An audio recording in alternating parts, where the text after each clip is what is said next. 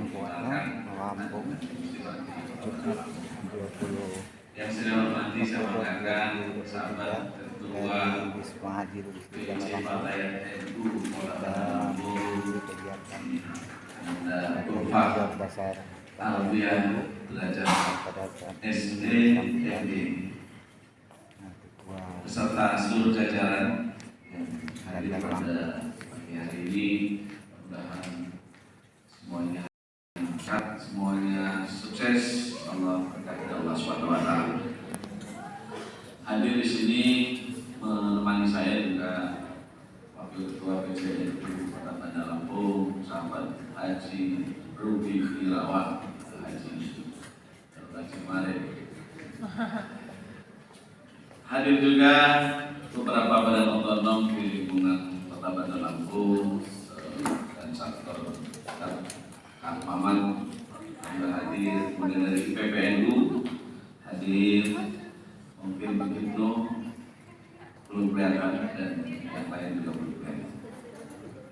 Yang saya banggakan seluruh peserta LKD PJ Fatayat NU Kota Bandar Lampung yang hari ini sudah berniat bertekad untuk memasuki proses pengkaderan. Sekali lagi saya ucapkan selamat kepada semuanya, mudah-mudahan sukses. Yang tidak bisa saya sebut yang hadir pada pagi hari ini tanpa mempunyai rasa hormat, sudah mudah-mudahan insyaallah akan mendapatkan keberkahan karena menghadiri acara Nahdlatul Ulama, mudah-mudahan ada keberkahan untuk semuanya. Seluruh yang hadir, pertama dan utama tentu mari kita sama-sama berupaya meneguhkan proses itu kita kepada Allah Subhanahu wa taala.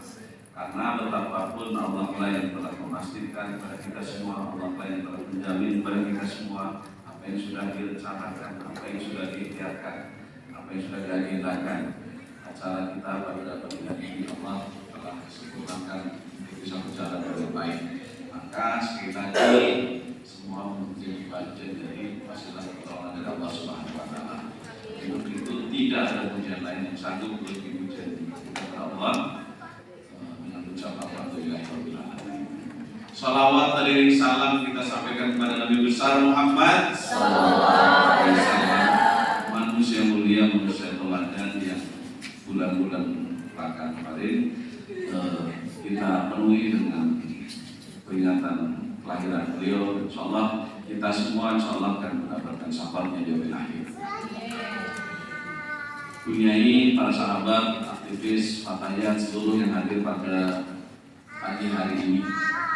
Hari ini kita semua hadir dalam rangka membuka acara latihan kader dasar Fatayat.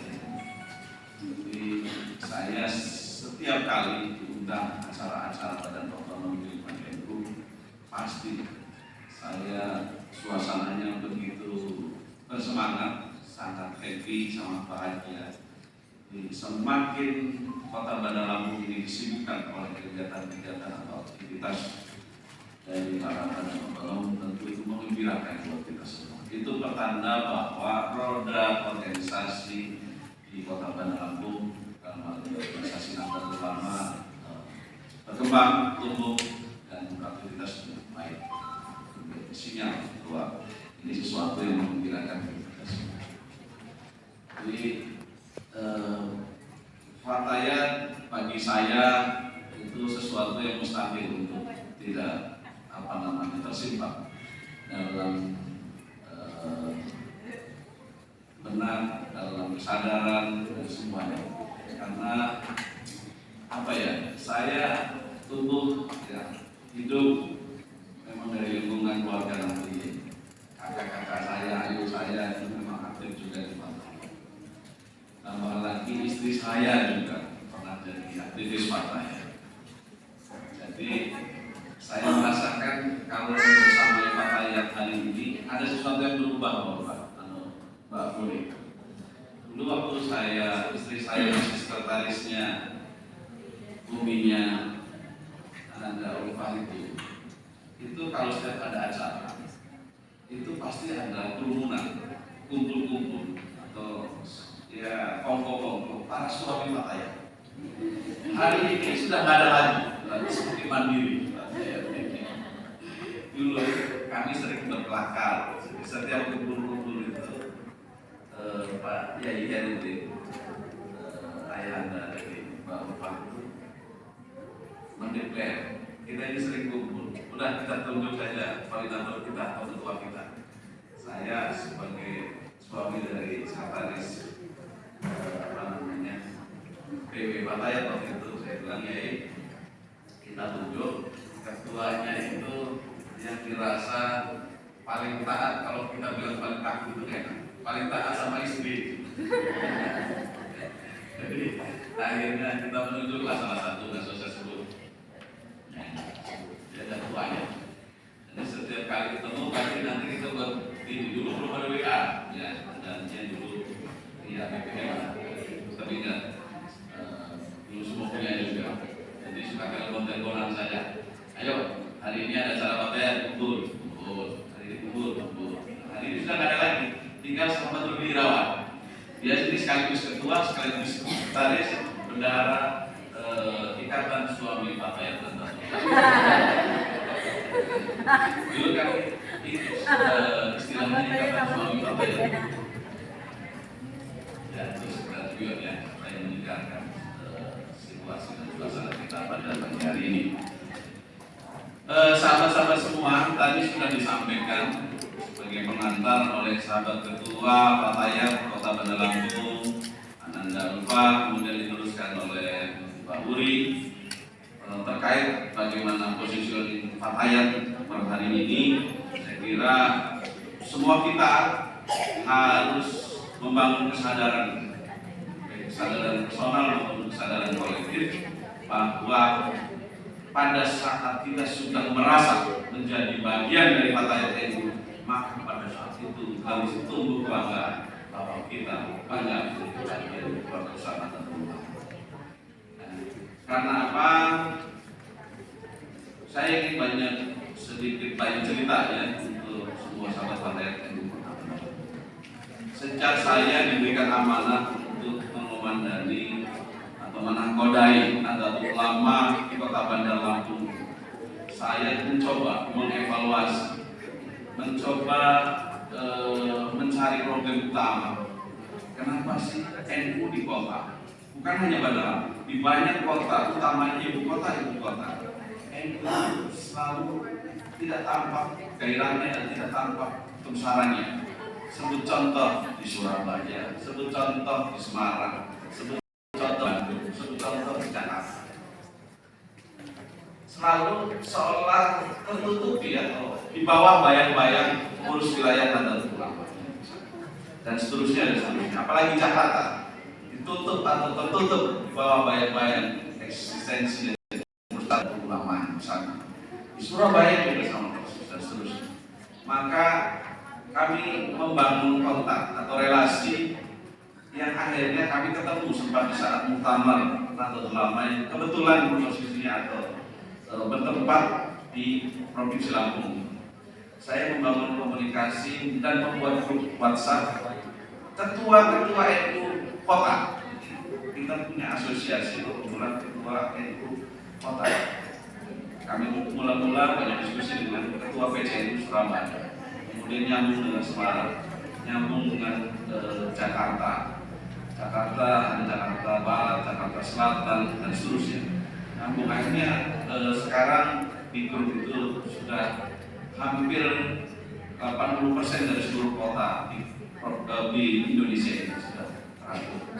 Nah, akhirnya kami melakukan diskusi dan sempat di Provinsi Lampung kami ketemu kopi darat di Unila. Waktu itu kita akhirnya melakukan diskusi apa sesungguhnya problem NU di kota itu.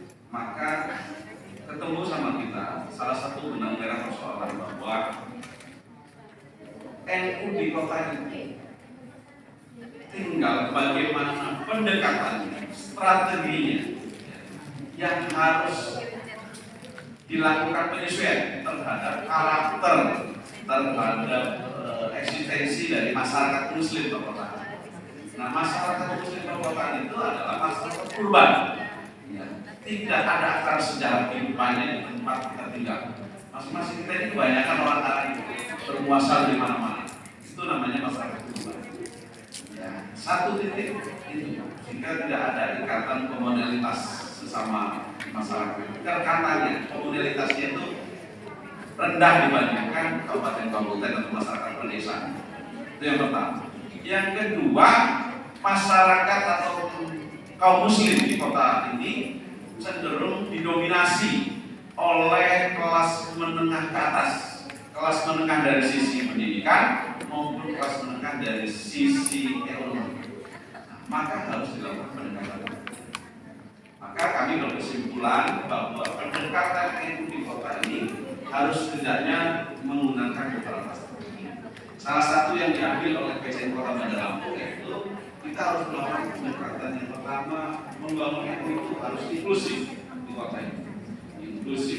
Inklusif artinya mampu membangun atau mengakomodir semua potensi yang ada. Ya, terus mampu menerima keragaman. NU itu di kota itu harus mampu menerima keragaman. Harus sanggup bergaul dengan banyak kelompok, harus sanggup tampil di antara keragaman yang luar biasa. Yang kedua, di samping inklusif, NU di kota itu harus juga membangun karakter pengurusannya itu yang bersifat progresif. Dalam bahasa di kota itu responsif, karena progresif. Mungkin kata saya, kalau kami responsif. Responsif itu apa? Artinya tanggap, cepat menyesuaikan, cepat mengikuti segala potensi dinamika yang luar biasa yang ada di kota. Kota itu selalu dinamikanya luar biasa. Setiap perkembangan zaman itu mula-mula tentu pasti diawali di perkotaan, baik teknologi informasi, kebudayaan, dan seterusnya pasti diawali di perkotaan. Maka karakter pengurus di kota itu harus sifat karakternya itu responsif, tanggap cepat.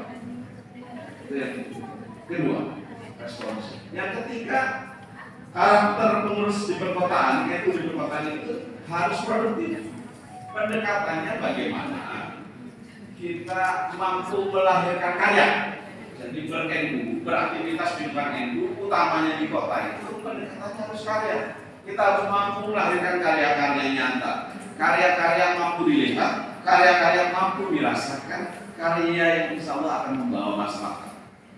Orientasinya harus itu. Ya maaf, tradisi-tradisi kebaikan itu harus terus lestarikan, harus terus dijamin terus berjalan. Tapi pada saat yang sama, kita harus berorientasi bagaimana NU di kota ini mampu melahirkan karya. Pengajian jalan terus, komunitas jalan terus. Ya, masyarakat kota ini masih banyak juga yang senang riungan, masih senang banyak pengajian. Tapi pada saat yang sama, banyak sisi-sisi yang lebih dominan. Orang kota itu lebih senang pada karya nyata. NU ini apa sih yang sudah dihasilkan? NU ini apa sih yang sudah mampu diberikan untuk masyarakat luas, utamanya kaum nabi. Nah, ini menjadi PR utama kita. Maka karakter yang ketiga adalah karakter produktif. Yang terakhir, karakter NU di kota yang dibutuhkan adalah karakter mandiri atau kemandirian, mampu membangun kemandirian. Karena di kota, kalau kemudian kita hanya bertopang kepada bantuan-bantuan dan seterusnya. Kemandirian artinya, mandiri artinya mampu membangun kemandirian, mampu membangun keswadayaan terhadap setiap aktivasi-aktivasi yang kita lakukan. Nah, ini menjadi PR kita sekali lagi, membangun NU di kota, karakternya pertama harus inklusif, yang kedua harus responsif, yang ketiga harus produktif, yang keempat harus mandiri. Ini yang kami NU di kota yang terus dan kami kembangkan, yang terus dan kami tumbuhkan. Tanpa itu, sekali lagi, NU di kota pasti akan tenggelam. NU di kota pasti tidak akan mampu tampil dan bisa menunjukkan eksistensinya di tengah kaum muslim, masyarakat NU kota, dan sekaligus utamanya kaum nahdien. Karena di kota ini begitu banyak, karena masyarakat urban begitu banyak yang punya latar belakang sesungguhnya. Latar belakang nahdien, baik keluarganya, baik masa lalunya, dan seterusnya. Kemudian di sini sulit menemukan eksistensi NU, sehingga orang NU Tapi saya harus menghubungi siapa? Tapi saya harus ketemu siapa? Saya harus kemana? Dan seterusnya, dan seterusnya. Itu begitu banyak saya menemukan itu, dan alhamdulillah hari ini sebagiannya sudah banyak yang terhimpun, sebagian banyak juga yang mau masuk bersama kita semua. Jadi kita harus inklusif, menjadi pengurus hari ini. Ketika menyusun pengurus, mengajak semua yang mau bergabung itu, tidak lagi pendekatannya, mohon maaf, kekuasaan atau politis. Saya nampung orang kayak gini nanti ngancam saya nggak? Kira-kira nanti kedudukan saya enggak? Soal kedudukan, soal kekuasaan dan seterusnya itu bergantung pada etikat.